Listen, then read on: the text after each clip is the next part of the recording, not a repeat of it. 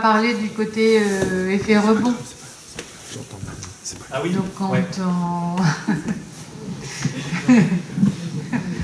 Ouais, c'est intéressant au niveau élevage parce qu'il y a certains de nos collègues qui disent pour émettre moins de CH4, il faut que j'ai moins de vaches. Donc il faut que j'ai des vaches j'allais dire des vaches à 10 000, mais ça parle pas à tout le monde. Des vaches qui produisent, nous, par exemple, nos vaches, elles produisent 5 000 litres de lait par an. Et donc il y en a qui se disent, plutôt que d'avoir 50 vaches qui font 5 000 litres de lait par an, je ferais mieux d'avoir 25 vaches qui produisent 10 000 litres de lait par an. Voilà. Ça, c'est quelque chose qui peut poser un peu question. Et bon, voilà. Je laisse Mathieu répondre. C'est soit l'un, soit l'autre. Tout ce qui est au milieu, c'est pas efficace. C'est soit l'un, soit l'autre. Mais en fait, qui produit là-dedans, en bilan carbone par litre de lait, il est top. Il est aussi bon que le gars qui produit ça. Eh ben, pas forcément, Alors, parce que si tu as 25 vaches qui produisent 10 000 litres de lait, Mathieu va la réponse, moi, la réponse, et donc moi je l'ai lu plusieurs fois justement sur le sujet purement agricole, mais d'une façon générale, la réponse c'est l'effet rebond. C'est-à-dire qu'aujourd'hui, les voitures consomment moins de carburant pour faire 100 km qu'avant. Est-ce qu'on a baissé notre poste carburant? Non. En fait, on a fait plus de kilomètres. Et donc, si toi, tu es capable de faire plus de lait avec ton nombre de vaches, moi, je connais aucun agriculteur qui en profite pour avoir moins de vaches. Il va plutôt en profiter pour avoir plus de ventes de lait. Et si tu fais plus de blé à l'hectare, tu rends pas des terres. Tu vas augmenter tes rendements et tes ventes. Et donc ça, c'est l'effet rebond. Donc ce qui est vrai à l'échelle de l'hectare, il n'est pas... Enfin, ce qui est vrai finalement au niveau individuel, au niveau collectif, il est faux. Voilà. Donc ça, c'est d'une façon générale. Et dans l'agriculture, c'est d'autant plus vrai que pour faire la vache à 10 000, donc la vache à 10 000 litres de lait, donc une vache qui fait 10 000 litres... Donc si je veux produire 300 000 litres de lait, soit moi aujourd'hui j'ai 60 vaches qui font 5 000 litres chacune. Si j'avais 30 vaches qui font 10 000 litres de lait, j'aurais 30 vaches de moins. J'aurais divisé par 2 mon nombre de vaches. Mais pour faire ces vaches à 10 000, donc beaucoup plus productives, il faut que ça va avoir un coût, il faut que je les nourrisse. Donc il faut que je les nourrisse beaucoup plus fort. Je n'aurais pas du soja américain. Par exemple. Mais en gros, je vais devoir, en fait, pour produire du lait à une vache, il faut qu'elle mange beaucoup plus, et il faut qu'elle mange beaucoup plus, notamment de céréales. Je ne sais plus où est le dessin là. C'est-à-dire qu'en gros, je vais capter une partie de ça, je vais le mettre ici. Et donc, je vais booster l'efficacité alimentaire de mes vaches. Et pour utiliser ça et le mettre là, je vais devoir mettre de la mécanisation, je vais devoir mettre des engrais. Et en fait, ce qu'on observe au final, c'est que le coût énergétique pour faire les litres en plus, il est assez élevé. Donc finalement, il y a l'effet rebond, ça c'est clair, et il y a aussi l'effet intensification, qui est finalement par nature plus coûteux en énergie, en effet de serre que l'élevage extensif. Mais cela dit, ce que tu dis, c'est pas tout à fait faux sur le fait que, en fait, dans le scénario, j'ai un graphique où on montre que les choix qui sont faits en termes d'élevage, c'est qu'on va supprimer les vaches à 10 000. Parce que ça, c'est vraiment beaucoup trop coûteux en intrants et en énergie à l'intérieur. Mais on va aussi supprimer les vaches intermédiaires, c'est-à-dire celles qui font moyen du lait, mais avec beaucoup d'intrants. On va choisir les vaches qui font vraiment pas beaucoup de lait, avec pas du tout d'intrants, et on va essayer de miser aussi sur des vaches qui sont plus efficaces, quoi. C'est-à-dire qu'à un niveau d'intrants donné, vont produire quand même un petit peu plus de lait que les autres. Voilà, donc on essaie d'être un peu efficace. J'ai une question, je ne suis pas du tout dans l'élevage. Tu disais, Mathieu, tout à l'heure qu'une vache qui donne beaucoup de lait, il faut la nourrir plus. J'ai eu l'occasion de visiter la ferme des 1000 vaches, et j'ai trouvé que les bêtes, elles étaient très maigres. Et il y a un éleveur qui était à côté de moi qui m'a dit que lui, elles étaient très maigres. Donc, elles ne sont pas nourries, ces bêtes-là, et elles donnent du lait. La réponse, c'est qu'elles donnent du lait, quoi. C'est-à-dire que ce que tu lui donnes à manger, le but, c'est quand même qu'elle leur donne en lait. Donc les vaches laitières, typiquement, elles font peu de muscles et beaucoup de lait. D'accord. Donc elles avaient à manger quand même. Ah bah oui, elles ont à manger, je pense. Enfin, je connais pas la ferme, mais j'imagine qu'elles ont à manger.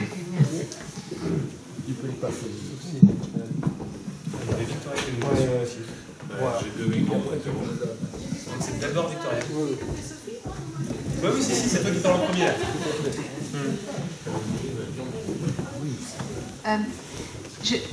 Je voulais juste dire que, je pense qu'il y a une chose qui rend peut-être difficile la prise de la problématique, c'est que le scénario est très intéressant, même si, comme tu dis, il n'est pas assez ambitieux, puisqu'on maintenant, avec le changement climatique, on a le couteau à la gorge. Mais c'est que là, on regarde l'agriculture un petit peu de façon isolée. À la fin, tu as fait une toute petite allusion au chauffage des bâtiments, des maisons, etc. Mais à côté de notre consommation d'aliments, de notre besoin de nous nourrir et de nous loger, il y a aussi toute notre consommation superflue. Et autant, bien sûr qu'il y a des améliorations à apporter au niveau de l'agriculture, et c'est intéressant d'y réfléchir, mais les gros changements dans notre mode de vie, c'est aussi dans tout le reste. Donc ça, je pense que c'est difficile. C'est le genre de choses qui peut nous donner l'impression d'être impuissant, mais je pense qu'il serait intéressant de revenir à la première partie de ton titre, qui était Demain dans ma commune, et de réfléchir à qu'est-ce qu'on peut faire, nous, là, concrètement, pour changer les choses. Mais ce que tu dis, moi je suis tout à fait d'accord sur...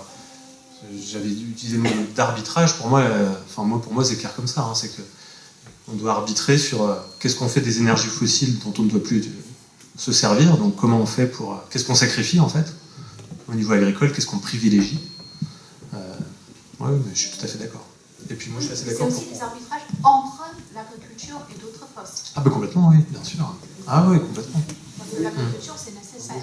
Il y a d'autres choses qui ne sont pas. Moi, j'ai vu que dans le scénario, il n'a pas été, le scénario, je dirais, l'école hollandaise n'a pas été en termes de fabrication, de végétaux. Je pense à la tomate de serre et tout ce qui nous arrive de Hollande, qui est hyper technicisé avec sous serre, avec des intrants qui sont calculés, la quantité d'eau. Etc. Moi, alors c'est vrai que ça n'a pas de goût, mais au niveau de la préservation des sols, l'azote ne se barre pas, elle est toujours recyclée, tous les intrants, l'eau, etc. Tout ça. Alors c'est hyper technique, mais est-ce que c'est pas une des pistes? Ça n'a pas de goût, mais peut-être. Alors là, j'ai une colle. Ça n'apporte pas les éléments nutritionnels. C'est pas du tout. Ça nourrit pas. Bonne question. Donc là, en fait, tu poses la question de l'agriculture hors sol. De l'agriculture hors sol. Hors sol, donc on va pas avoir des plantes sous serre qui sont directement nourries, on met exactement ce dont elles ont besoin. Bon, alors là, je sais pas s'il y a des collègues sur l'agroécologie qui veulent répondre, mais à mon avis, tu fais l'impasse sur tous les mécanismes agroécologiques, justement. Mais Tout ce qui se passe dans un sol et qui apporte de la fertilité, etc., tu vas le remplacer par des choses que tu apportes, donc que tu as fabriquées. À mon avis, ça peut pas tourner. Hein. Il paraît que ça n'apporte pas les nutriments. Alors en plus, il y a ce débat-là, ce qui rejoint ce que tu disais sur le contenu de l'assiette, c'est tout à fait juste. Hein. Je suis convaincue que les nutriments, on ne voit pas s'il n'y a pas de goût. Je doute beaucoup de la quantité des nutriments qu'il y a à l'intérieur. Parce que en fait, le but de l'alimentation, c'est de nous nourrir aussi. Ça, on l'a oublié parce qu'en fait, on est dans l'opulence et compagnie. Mais le but de l'alimentation, c'est aussi nous nourrir avant tout, quoi. Est-ce qu'il y a d'autres réactions sur ce sujet-là? Après, c'était toi en question, mais sur l'aspect agriculture hors sol. Oui, c'est le principe des fermes verticales en ville. Il n'y a pas trop d'agroécologie dedans, je trouve. Et pourtant, ça a l'air d'être quelque chose qui est toujours intéressant, y compris les idées. Moi, je suis un petit peu sec sur le sujet, mais enfin, je peux répondre, mais s'il y a d'autres réponses. Merci, une autre question. Alors attends, si tu veux bien, Jacques, on termine là-dessus, parce qu'après, il y a aussi la question là. Non, mais moi, sur ce sujet-là, c'est vrai que je suis un petit peu sec. Mais ça, moi, je partage un peu ce qui a été dit. Faudrait creuser, mais je suis sûr qu'il y a quand même un coût énergétique qui est quand même assez élevé. Mais je vois pas trop comment ça peut être autrement. Après, le coût des fermes, de l'agriculture urbaine, ça répond aussi à la problématique qui est comment on déplace la nourriture dans les villes. Et ça, c'est un énorme sujet, gaz à effet de serre, parce que si on doit laisser les énergies fossiles dans le sol, comment on fait pour nourrir les gens dans des métropoles, quoi. Donc là, on va peut-être avoir des arbitrages à faire. Voilà, les solutions sont pas simples, quoi. Ou en qualité aussi, etc. Parce que si c'est Ouais, plus ouais. agro... Alors attends, sur le sujet ou on change de sujet? Alors vas-y. Il y a Georges qui voulait parler, puis il y en a d'autres là-bas. Georges, enfin Jacques. Bon, moi, c'est une autre question. Jacques. Alors, on va revenir un peu au niveau local, parce que aujourd'hui, ce qui nous fait gouverner quand même, c'est l'économie. Et aujourd'hui, tous ces changements-là, est-ce qu'économiquement, ça a été calculé? Est-ce qu'au niveau local, une exploitation peut vivre avec un tel système? Parce qu'on parle de productivité, on parle de beaucoup de choses, mais est-ce qu'un système comme celui-ci est viable pour vous, les agriculteurs? Très bonne question. C'est bien de la poser. Moi, j'ai plein d'éléments à répondre. On va d'abord finir. Moi là-dessus, moi je peux répondre. S'il y a d'autres gens qui veulent répondre. Ouais, mais ça fait pas des bruits parasites. Alors la question du prix, il y a plusieurs choses. Moi quand j'ai préparé ça, j'ai vu un certain nombre de choses. Il y a plusieurs choses qui sortent sur le prix. Alors, je vais répondre peut-être sur plusieurs points. Dans le scénario, on parle de baisse de productivité un petit peu quand même. Donc, on intègre qu'il y aura une hausse des prix. Alors, la hausse des prix n'est pas très forte. Mais il y a quand même une hausse des prix pour compenser. Donc ça, c'est un premier élément de réponse. Deuxième élément de réponse, moi, c'est un truc que j'ai quand même souvent vu, c'est que si on va dans un monde où c'est plus compliqué de produire, pas forcément parce qu'on a des ressources en moins, mais parce qu'on ne peut plus utiliser les énergies fossiles, etc., le prix va augmenter. Donc ça, c'est l'ancien rapporteur de l'ONU sur les questions de l'alimentation, donc Olivier de Schutter, qui est un Belge, donc je ne prononce pas très bien son nom. Lui, à chaque fois qu'il parle, il dit les prix des aliments vont augmenter. Toujours pour poursuivre dans cette veine-là, quand tu achètes à manger, en fait, dans ce que tu achètes, finalement, la part du produit alimentaire est relativement faible par rapport au transport, à l'industrie, etc. Et comme tout ça, c'est de l'énergie fossile, si demain, ça devient plus compliqué d'utiliser l'énergie fossile, forcément, cette part-là, elle va être plus chère, quoi. Donc là, il y a un effet, clairement, ça va être plus difficile de se nourrir comme on se nourrit aujourd'hui. Et donc, ça fait un petit peu, moi, je fais le parallèle avec la crise des Gilets jaunes, quoi. C'est-à-dire que demain, les carburants sont forcément amenés à être plus chers, et donc ça coince. Et si l'aliment est plus cher, ça va coincer encore. Donc, d'où le besoin de répondre sur ce sujet-là de pouvoir d'achat en parallèle. Pour moi, c'est évident qu'on ne peut pas parler de transition avec une alimentation différente, etc., sans à côté avoir une action là-dessus. Alors, toujours pour répondre dans cette veine-là, les rapports du GIEC qui travaillent, le dernier rapport du GIEC sur le climat et sol, agriculture, etc., dans tous les scénarios, ils intègrent toujours cet aspect-là. C'est-à-dire que les scénarios, pour évaluer comment ça va passer, ils intègrent toujours des scénarios avec ou sans répartition des revenus. Donc on est obligé, si on veut faire une transition, qu'il y ait une répartition des revenus. En fait, la répartition des revenus, c'est la clé pour nourrir le monde, quoi, d'une façon générale, même aujourd'hui. Donc oui, ça va être plus cher. Il faudra travailler sur les revenus des gens pour que les gens puissent se payer à manger. Et ensuite, tu avais posé la question de est-ce que c'est viable? Ça, c'est une grosse question sur, par exemple, dans ce scénario-là, on dit on fait de l'agriculture moins intensive, moins de vaches à l'hectare, etc. Donc aujourd'hui, ça marche dans l'agriculture biologique. Aujourd'hui, en agriculture biologique, on fait moins de lait à l'hectare, moins de vaches à l'hectare. Et ça marche, c'est rentable parce que le consommateur paye un surcoût. Donc ça marche. Donc maintenant, il faut trouver le niveau de justice sociale pour que les consommateurs acceptent de payer pour que ça tourne. C'est sûr que dans des schémas où il n'y a pas de compensation pour le prix, dire qu'on va baisser l'élevage et faire de l'élevage plus extensif, etc., ça ne marchera pas. Ça, c'est évident. Donc voilà. Maintenant, j'ai pas de réponse clé en main, mais à mon avis, c'est sur tous ces niveaux-là qu'il faut travailler, quoi. Donc c'est compliqué. Je ne sais pas s'il y avait d'autres choses à dire sur ce sujet-là, mais... Il y en a 3, ça fait 4. La part du budget diminue.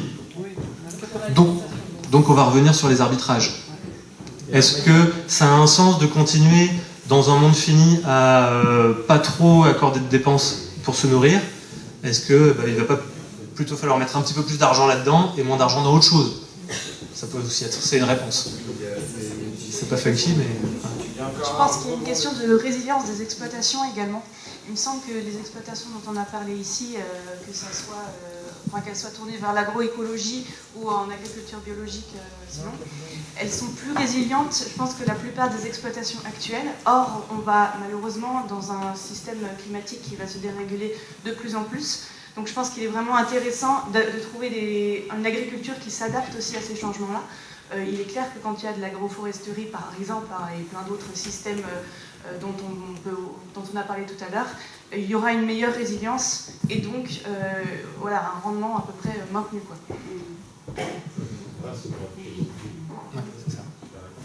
Ouais, là-dessus, moi j'ai pas du tout parlé de l'aspect comment on va faire de l'agriculture avec le changement climatique, c'est encore un vaste sujet. Mais à mon avis, moi, je suis assez d'accord sur ce que Victor vient de dire, que l'agroécologie sera certainement une réponse. Alors, moi, ce qui me manque dans le scénario after, c'est la dimension planétaire. Comment on articule ce qui se passe ici au Pays de Caux, et ce qui se passe en Chine, en Afrique et ailleurs, et au regard du besoin alimentaire. Ça me manque dans ce scénario. Par contre, De Schutter, dont tu parlais, a lui fait, et il y a aussi un Suisse, je ne me souviens plus comment il s'appelle, un ancien secrétaire général des Nations Unies, qui ont produit un rapport là-dessus, comment on organise justement la mutualisation alimentaire dans le monde entier à l'aune de la question de la diminution des GES. C'était simplement une petite information. Je crois que c'est important de voir la dimension planétaire dessus.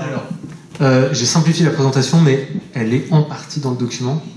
Alors, le rapport, il se lit, il fait 90 pages, mais il est vraiment très lisible. C'est vraiment grand public, donc si vous voulez le lire, et on peut le lire, on n'est pas obligé de tout lire, on peut lire que la partie qui nous intéresse, c'est lisible, et c'est intégré, et je trouvais l'approche intéressante. L'idée, c'était de dire que... alors, c'est une vision partielle, ça répond pas à tout, mais l'idée, c'était que, en gros, on consacre beaucoup de notre surface aux cultures fourragères qu'on exporte dans des pays partenaires, et on réimporte la viande, et on fait ça de façon croisée. Donc l'idée, c'est de supprimer cette partie-là, mais par contre de maintenir un flux d'échanges vers l'Afrique du Nord, qui sont des clients, qui sont des pays qui, eux, vont avoir beaucoup plus de problèmes à se nourrir avec un monde à plus 2 degrés, plus 3 après, etc. Donc il y avait l'idée quand même de maintenir un flux productif d'échanges avec des pays qui vont... Parce qu'en fait, un des gros problèmes du changement climatique, ça va être chez nous, les conséquences, mais ça va être beaucoup plus dans les pays... Afrique du Nord et toute la zone tropicale où là ça va être carrément très très compliqué, quoi. Donc la question des échanges, elle va, à mon avis, oui, tu as tout à fait raison de soulever ça, moi je suis tout à fait d'accord avec toi. Alors il y a M. Parmentier qui a une théorie tout à fait différente. Lui dit que chaque pays doit pouvoir subvenir lui-même à sa production alimentaire et en appliquant d'autres méthodes culturelles, l'Afrique devrait pouvoir même s'alimenter, même dans le changement climatique. Il y a des méthodes pour ça, il y a Pierre Rabhi qui a initié ça et qu'on pourrait continuer là-dessus.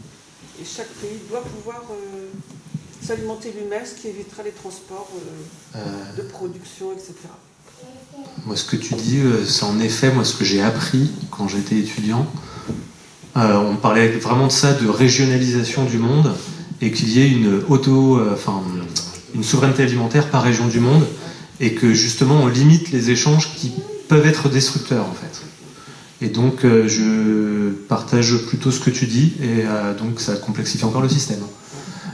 Parce qu'en fait, quand on lit quand même le rapport du GIEC là, dont je parlais, climat et terre, l'expression pour parler des zones tropicales, c'est quand même de dire que les zones tropicales vont connaître des conditions climatiques imprévisibles, indescriptibles. C'est-à-dire qu'on ne sait même pas comment ça va se passer. On parle de baisse de rendement. En gros, on pourra beaucoup moins produire quand même dans ces pays-là. Alors, par contre, l'idée quand même qu'il faut développer une agroécologie propre à sa propre zone géographique, c'est certainement très important. Mais après, dans le changement climatique, de quoi on parle? Mais le fait de cette agroécologie peut diminuer la sécheresse, peut diminuer la déforestation et peut réalimenter les terres, enfin, peut réamener l'humidité. Oui, mais c'est vrai. Ouais. Peut changer un peu le climat. Je voulais juste rajouter un petit point positif, on va dire. En commençant par un point négatif, c'est-à-dire que la présentation est intéressante, mais évidemment, j'y crois pas trop, puisque je crois plutôt à un effondrement de notre civilisation avant 2050, malheureusement. Enfin, j'ai discuté, je suis plutôt pour ce scénario. Enfin, je crois plutôt à ce scénario-là, plutôt qu'une transition. Et pour faire face à cet effondrement de notre civilisation, je pense qu'il y a une clé positive. Bon, je suis pas un spécialiste du tout, mais j'ai lu beaucoup de livres là-dessus. C'est bien sûr la permaculture, ou plus précisément l'écoculture, avec un exemple qui est tout près de chez nous, dans le 27, avec la ferme du Bec-et-Loing, et qui est quand même extraordinaire pour plein de sujets. Donc ils ont sorti notamment dernièrement 3 livres, 3 tomes, donc permaculture, écoculture, agroforesterie et microferme, qui expliquent vraiment comment devenir, par exemple, autonome en nourriture, localement, vraiment être super local et produire sa nourriture soi-même. Ensuite, pouvoir créer aussi peut-être une entreprise et faire de la richesse et avoir des salariés. C'est ce qu'ils ont réussi à faire. Et puis encore mieux, c'est qu'ils arrivent à réparer la terre, c'est-à-dire qu'ils arrivent à nourrir les hommes et réparer la terre dans le sens où ils améliorent énormément la biodiversité. Ils améliorent, avec leur façon de cultiver, l'abondance des végétaux qu'ils ont. Ils améliorent les insectes, la présence des insectes, des oiseaux. Enfin, c'est assez extraordinaire. Il faut aller la visiter, la ferme. C'est tout près. Et donc voilà, je pense qu'il y a vraiment un point positif là-dessus. Il faut tous qu'on retourne un peu, qu'on recultive nous-mêmes tous, qu'on redevienne tous un peu paysans et qu'on soit le plus vite possible autonome en alimentation, chacun soi-même, pour que ça puisse fonctionner dans quelques années. Merci d'aborder ce sujet-là de la permaculture et puis aussi de l'effondrement. Je réponds pas forcément, mais je pourrais réagir, mais il y a peut-être d'autres réactions dans la salle. Moi, je voulais juste finir de répondre sur l'intervention du monsieur sur le revenu des agriculteurs avant de repasser à la permaculture. En fait, ce qui peut aussi se passer, c'est qu'aujourd'hui, il y a des entreprises qui s'intéressent au stockage du carbone et qui veulent monétiser. Et ça, quels que soient les systèmes. Donc, il ne s'agira plus de dire adopter telle ou telle pratique agricole et nous, on vous donne des subventions, comme c'est ce qui se passe aujourd'hui en agriculture. Vous passez en bio, c'est tant d'euros de l'hectare. Vous faites des pans enherbés, ou vous remettez des pommiers, ou je sais pas quoi. On touche tant d'euros de l'hectare pour un moyen. Et en fait, ce qui est en train de se passer, c'est qu'il y a des entreprises qui cherchent des agriculteurs pour piéger du carbone, et après, libre à chacun d'adopter la stratégie qu'il veut pour stocker du carbone.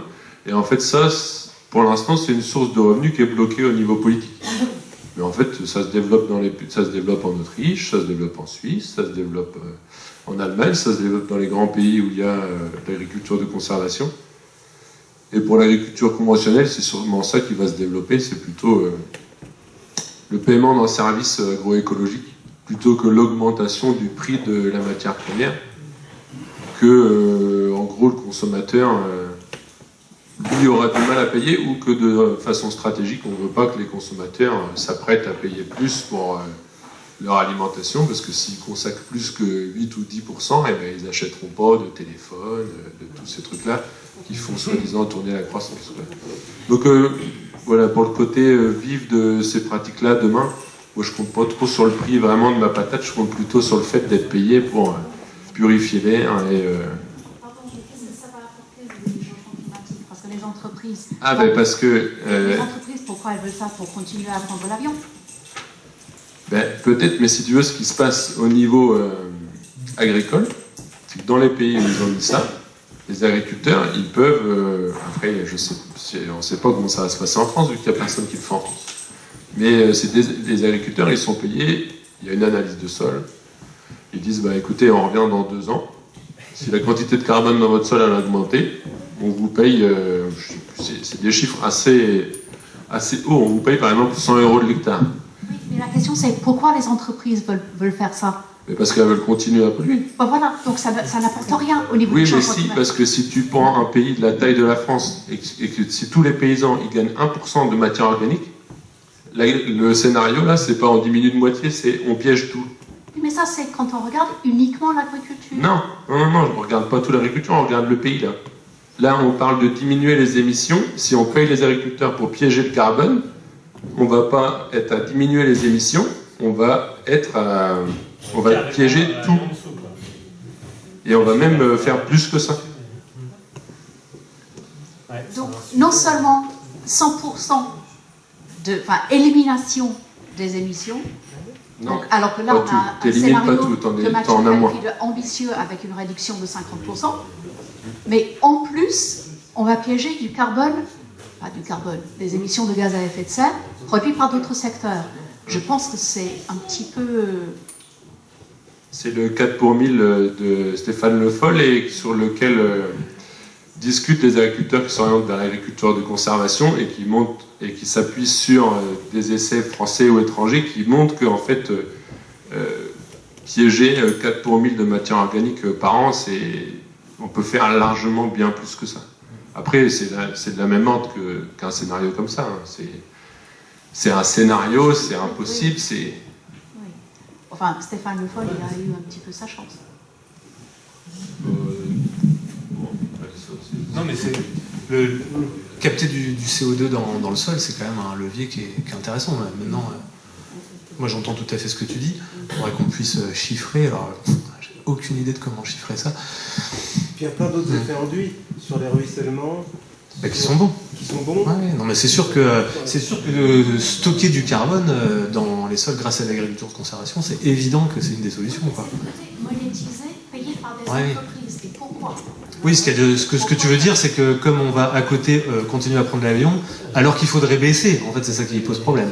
Donc là, ça ne marche pas à ce niveau-là. Mais sur le principe, c'est quand même une des solutions du problème, quoi. Surtout que les scénarios du GIEC, si on veut tenir plus 1,5 degré, on les aura pas. Plus 2, mais si on veut pas être trop loin du plus 2, les scénarios, c'est qu'on doit faire baisser les quantités de carbone dans l'air. Et donc il faudra bien trouver un moyen de faire baisser. Il faudra pas que limiter les émissions, quoi. Il faut qu'on soit en neutralité et qu'en plus on baisse. Donc on aura besoin de faire ça. Voilà. Donc en fait, le levier est certainement intéressant, mais si à côté il n'y a pas la contrainte sur le secteur, comme tu dis, là c'est les compagnies d'aviation qui veulent compenser leur vol. Ouais. Et là on en revient à la différence entre action individuelle et action collective. C'est-à-dire que individuellement, je peux afficher un bilan carbone parce que j'ai payé de la compensation, mais si 100% des entreprises doivent compenser, on n'a pas assez de surface pour planter des arbres, etc. Alors le coût de la matière organique, c'est vrai que c'est peut-être un peu plus puissant que la matière organique des sols que les arbres, mais... Juste cet après-midi, je lisais que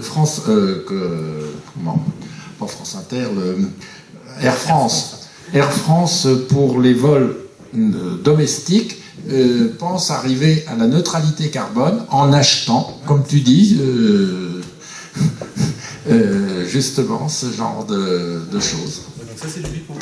C'est pas du pipeau le fait de stocker quelque part, ça c'est très puissant. Mais le fait d'afficher une neutralité carbone, c'est vrai au niveau individuel, mais c'est faux au niveau collectif. Il achètera. Mais après, c'est un outil qui a certainement quand même du sens. Mais,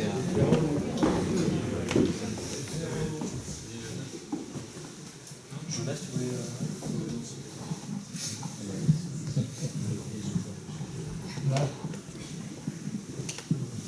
Il y avait quelque chose à dire, Ouais, je trouve qu'il y a un autre angle mort, c'est qu'un obstacle à la métamorphose agricole, c'est le foncier. Comment aborde-t-on la question de la concentration du foncier et de l'affectation du foncier? Là, on est devant un mur. Qu'est-ce qu'on fait? C'est quoi la concentration du foncier? C'est la concentration du foncier entre les céréaliers de la Beauce, de la Brie, le fait que, mais pas seulement en France, c'est l'achat par la Chine des terres en Égypte et en Afrique. Il y a aujourd'hui un marché du foncier par de grosses entreprises qui fait que ces grosses entreprises vont aller dans le sens d'une métamorphose écologique. On est devant un mur avec cette histoire du foncier si, au niveau international, il n'y a pas quelque part une prise de conscience, je ne sais pas à quel niveau, pour aborder cette question. Toi, tu parles de l'agrandissement, d'un agrandissement outrancier, et l'aspect prise de contrôle en fait de terres à l'étranger par... L'industrialisation et la mercantilisation des terres.